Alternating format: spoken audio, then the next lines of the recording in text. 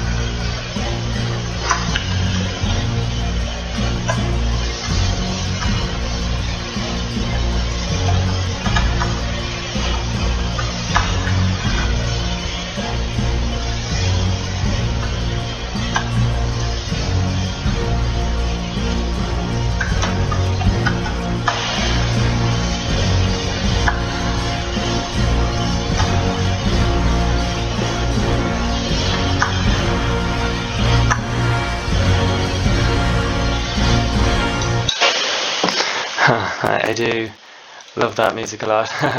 Could listen to it all day. Firstly, I'm going to look at the VFX. So I had the fog. And in terms of the fog, when you turn it on and off, you can kind of see a major difference. I didn't really change the values too much, and I liked the white color. I thought it worked quite well.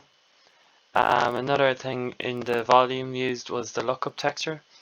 So I kind of used a nice kind of blue kind of overlay, and when you turn it off, you can kind of see a major difference, especially near the main Batmobile.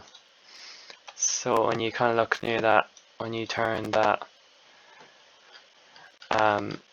global volume on and off for the lookup texture, you can kind of see a major difference. So I use Photoshop for that, for exporting the cube map out. Next, I'm going to look at the decal shader.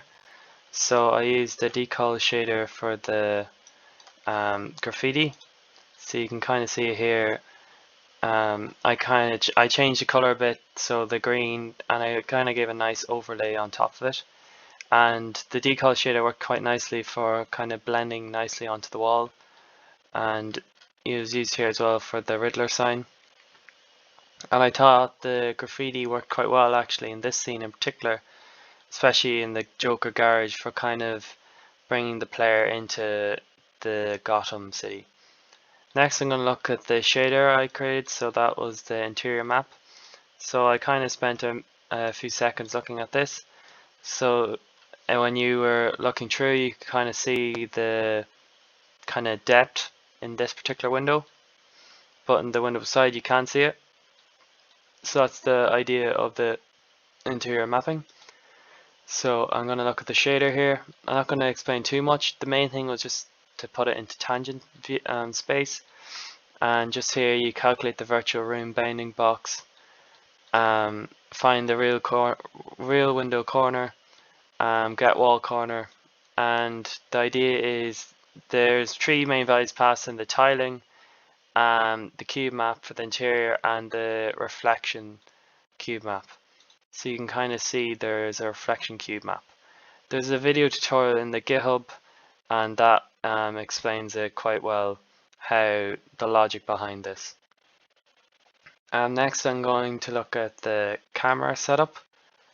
So the camera is here in the player, and within the camera I turned on the physical camera, and the main thing I changed was the far clipping plane, because you don't need, it was at like a ridiculous value of like 10,000, so brought that down to 200. I changed the value of the camera from to 35mm. The 35 is quite nice. 70 is kind of, I tried the 70, I thought that was nice, but I find out it's kind of better for kind of pictures. I also changed the focal length to kind of give a nicer view, so because the player was kind of on top, so this kind of brings the view back out. Nextly, I'm going to look at optimization. So I use the occlusion culling. So every object here in props, so this is kind of everything really, that they're all set to static, and basically you can kind of, when you press the visualize, you can see the culling. Another thing that was set up with the culling was the portal.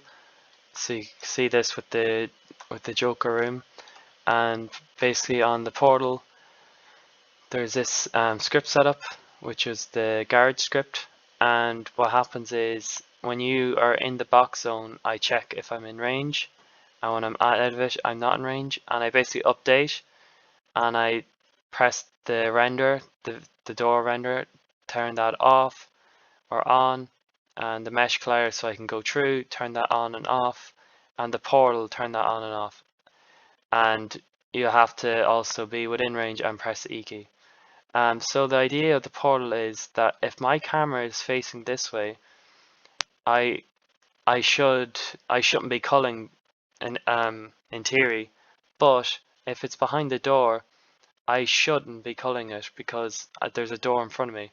So that's what this portal does. It turns everything behind it off when you're in the portal, but when the portal's turned on, then you can see everything behind you. That's kind of the main idea. Next, I'm going to look at the LOD setup. So the main object for the LODs was the Batmobile. I kind of put the higher detail for up close. I put that quite high because I kind of like that detail, and it is the main kind of hero object, so when you're up close you kind of want to see it. And then in lower details it's set to quite low values, so 10 here.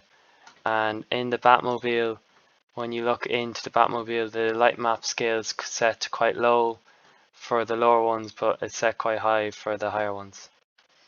Nextly, I'm going to look at the light cookie used. So the light cookie used was for the bat signal. You can kind of see here, and the idea is that you can set this to be mixed, and the cookie will cast a shadow.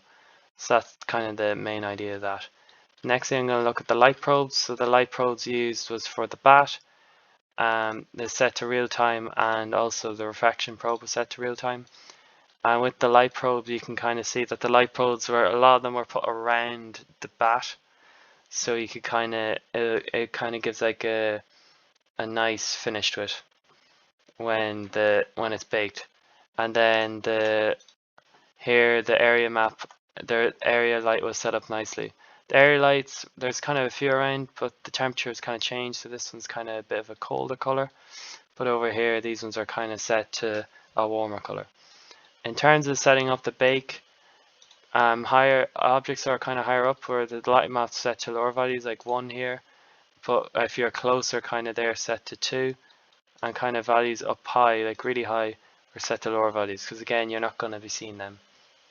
Unfortunately though, with my light map setup, the baking wasn't working quite well, so I didn't actually bake the light map in.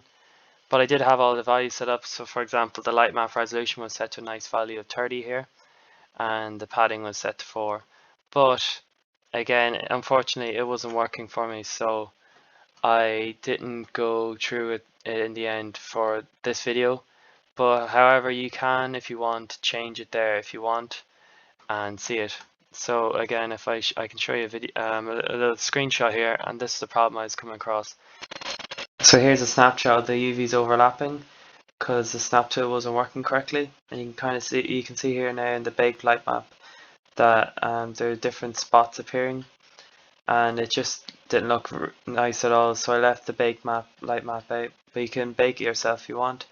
Here's different LUTs I looked at. So there's a moonlight one, but I stuck with the linear one instead, which turned out quite nicely. And here's just some early development shots of the buildings. Just here in the scene hierarchy, I put everything into nice groups with kind of like a color heading. So this is using this game object header. I created this class from the project.